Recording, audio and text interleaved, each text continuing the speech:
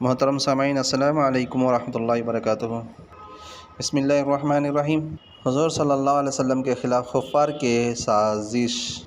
قریشی کو جب معلوم ہوا کہ محمد صلی اللہ علیہ وسلم بھی ہجرت کرنے والے ہیں تو ان کو بڑی فکر لاحق ہوئی کہ اگر محمد صلی اللہ علیہ وسلم بھی مدینہ چلے گئے تو اسلام جڑ پکڑ لے گا اور پھر وہ اپنے ساتھیوں کے ساتھ مل کر ہم سے بدلہ لیں گے اور ہمیں ہلاک کر دیں گے۔ اس کے بنا پر وہ لوگ خصا بن کلاب کے گھر میں جو درندوں کے نام سے مشہور تھا سازش کے لیے جمع ہوئے۔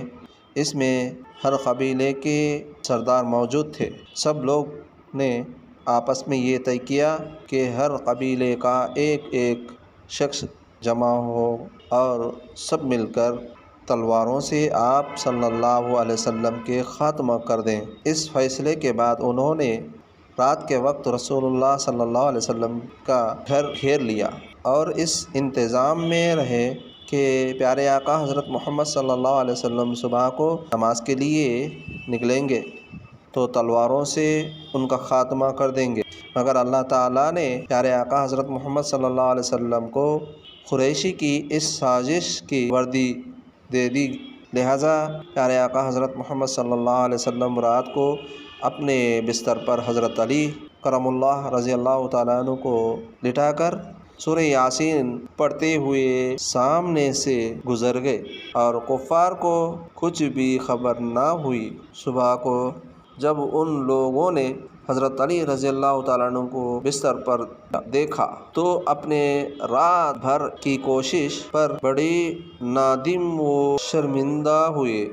یہ ایک کرامت ہے آپ صلی اللہ علیہ وسلم کی، ایک معجزہ ہے، یعنی آپ صلی اللہ علیہ وسلم نے سورہ یاسین کی تلاوت کے ذریعے سے، قرآن پاک کے تلاوت کے ذریعے سے، اللہ تعالیٰ کے مدد سے آپ کسی کو نظر نہیں آئے۔ اور ایک حدیث میں آتا ہے وحشی جانور کا آپ صلی اللہ علیہ وسلم کی راحت کا خیال رکھنا۔ حضرت اماں عائشہ رضی اللہ تعالیٰ عنہ فرماتے ہیں کہ پیارے آقا حضرت محمد صلی اللہ علیہ وسلم کے اہل و عیال کے یہاں ایک جنگلی جانور پالا ہوا تھا۔ اس کی عادت یہ تھی کہ جب پیارے آقا حضرت محمد صلی اللہ علیہ وسلم گھر سے باہر تشریف لے جاتے تو وہ خوب کھیل کود کرتا تھا اور ادھر ادھر گھومتا پھرتا تھا، مگر یوں ہی اس کو احساس ہوتا کہ آپ صلی اللہ علیہ وسلم گھر پر تشریف لا چکے ہیں تو جب تک آپ صلی اللہ علیہ وسلم گھر پر رہتے وہ اپنے بھوک پیاس کی ضرورت کا بھی اظہار نہ کرتا تاکہ پیارے آقا حضرت محمد صلی اللہ علیہ وسلم کو تکلیف نہ ہو۔ یعنی جانوروں کے لیے بھی ہمارے آقا حضرت محمد صلی اللہ علیہ وسلم محبت کرتے تھے، جانوروں کے لیے بھی رحمت بن کر آئے ہیں۔ وَمَا أَرْسَلْنَاكَ إِلَّا رَحْمَةً لِّلْعَالَمِينَ، یعنی یہ ہمارے پیغمبر آخری نبی، اب قیامت تک کوئی نبی رسول پیدا نہیں ہوں گے۔ یہ ختم نبوت والی عقیدہ رکھنا چاہیے، یہ ہر مسلمان پر فرض ہے۔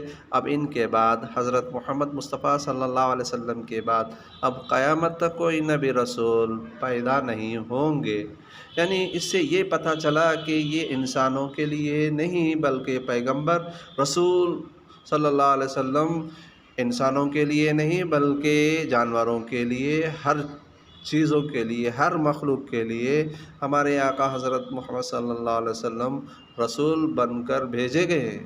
یعنی ان کو آخری نبی، خاتم الانبیاء ماننا ہر مسلمان پر فرض ہے۔ ان کے بعد اب کوئی نبی رسول پیدا نہیں ہوں گے، نہیں آئیں گے۔ یعنی آخری کتاب ہمارا قرآن مجید ہے اور آخری امت ہے، یہ امت کے بعد کوئی امت نہیں۔ یہ بنیادی عقیدے کا تسلیم کرنا ضروری ہے، لہذا ان باتوں پر خود بھی عمل کرے اور دوسروں کو بھی عمل کرنے کی کوشش کرے۔ اللہ تعالیٰ ہم سب کو کہنے سننے سے زیادہ عمل کی توفیق عطا فرما دے۔ سب سے پہلے تو مسلمانوں کا عقیدہ درست ہو، عقیدہ درست ہو تو سارے اعمال درست ہے۔ اللہ تعالیٰ ایک نہ ایک دن اس کو جہنم سے نکال کے جنت میں داخل فرمائیں گے۔ لہذا ہمارا عقیدہ اللہ ایک ہے، اللہ کے ساتھ کسی کو شریک نہ کرے، اللہ کے سوا کسی اور کو عبادت نہ کرے۔ اللہ ہی سے ہوتا، اللہ کے غیر سے کچھ نہیں ہوتا۔ اللہ کے ذات میں، صفات میں، عبادت میں کسی بھی مخلوق کو شریک کرنا یہ شرک ہے۔ لہذا اللہ کو یہ شرک پسند نہیں ہے۔ یہ مسلمانوں کا صحیح عقیدہ ہے۔ قرآن کریم میں توحید، رسالت، آخرت یعنی شرک، اللہ کے ساتھ ملانا، اور رسالت محمد صلی اللہ علیہ وسلم خاتم الانبیاء ہے، اور آخرت پر ایمان لانا۔ اگر یہ پیغام اچھی لگی تو لائک، کامنٹ، شیئر، اور نئے لوگوں تو کیا کرے بھائی، اس کو سپورٹ کرے اور سبسکرائب